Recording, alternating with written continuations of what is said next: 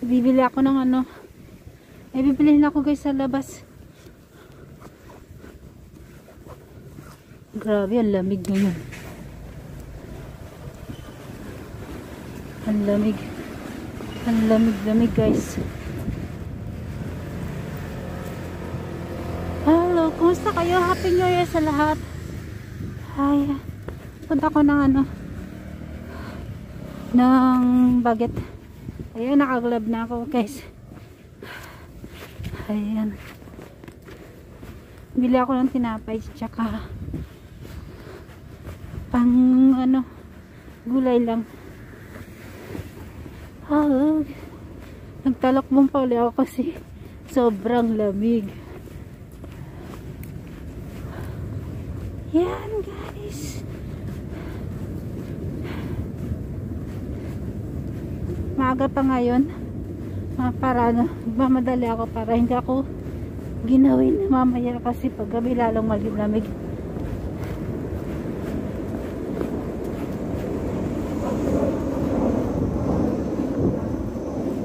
Hi guys.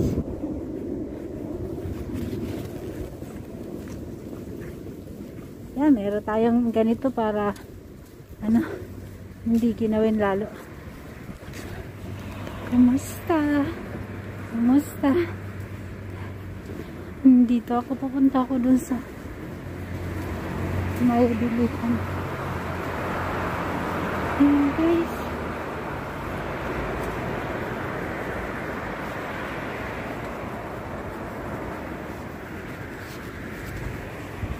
Maaga pa naman. Giniginaw na yung kamay ko. Hello guys. Hello. Kumusta kayo?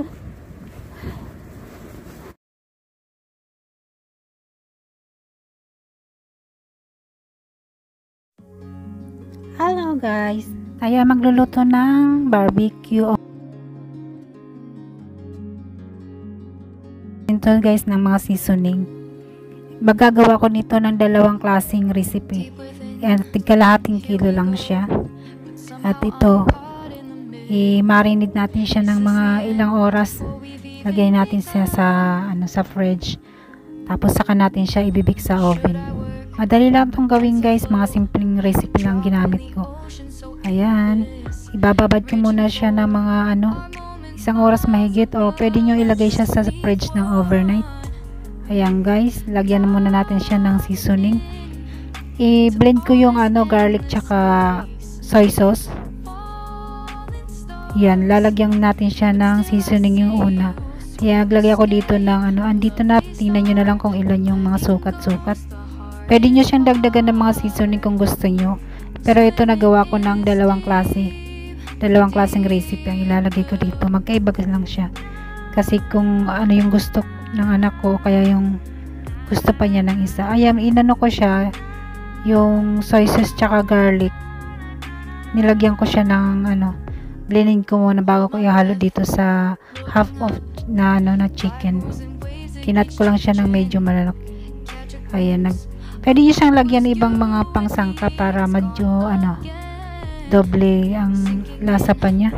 Ayan guys, sukatin nyo na lang. O kaya pag wag masyadong maalat, pwede siyang lagyan ng pag na baliktad nyo siya sa oven pag inalabas nyo, pwede nyo siyang ng ibang sauce. Kaya lagyan nyo ng konting sugar or para malasa din siya at maganda yung kulay niya. Ayan guys, ilalagay ko lang to sa sa ref. Iano ko siya ng mga isang oras o mahigit pa. Pwede naman overnight, basta tama yung pagkatimpla nyo ng sauce niya. Saka nyo i-bake sa oven o kaya pwede ring ihaw. Ayan guys, ilalagay na natin. Iniwan ko muna itong kalahati. Saka gagawa ko ng panibagong recipe dun sa kalahati naman. Hello guys, kumusta kayo? Ito muna ang gagawin ko. Magluluto muna ng pang-ulam.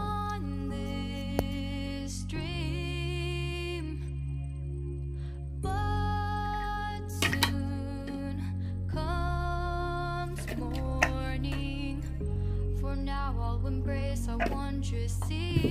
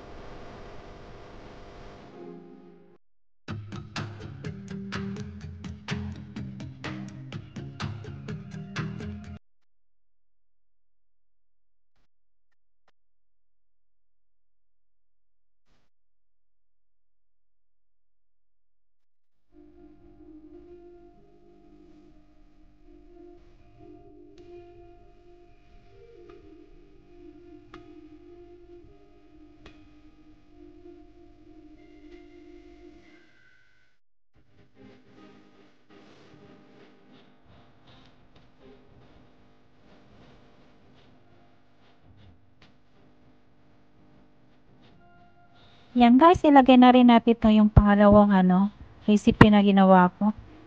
Ano ko muna sa fridge yan ng overnight. Or kahit isang oras pwede na rin. Basta tamang-tama din po yung mga sangkap na nilagay niya. Ito yung pangalawang recipe na nilagay ko. Ayan guys. Lagay muna natin. Saka natin ibibig to sa oven mamaya-maya. Ayan. I-sealed muna natin ng maigi. Tsaka natin ilagay dun sa fridge. At nakadagawa na ako ng dalawang hinati ko yung isang manok. Yung pinagpaiba ko lang dalawang sangkap. Dalawang klase ng recipe ang nilagay ko. Ayan, dalawang pack na to ilalagay na natin sa fridge. Saka natin na i-bake mamaya. Yan guys. Ito, ilalagay na natin siya at i-ready na natin para ma-bake na natin yung chicken. Ayan. Ito na yung unang yung first na recipe ko. Pagsamahin ko lang itong iluto para hindi makonsumo. Kasya naman siya Kasi hindi naman kalakihan yung mga hiwa ng chicken tsaka yung pagkalaki ng chicken. Lang, tamang-tama lang.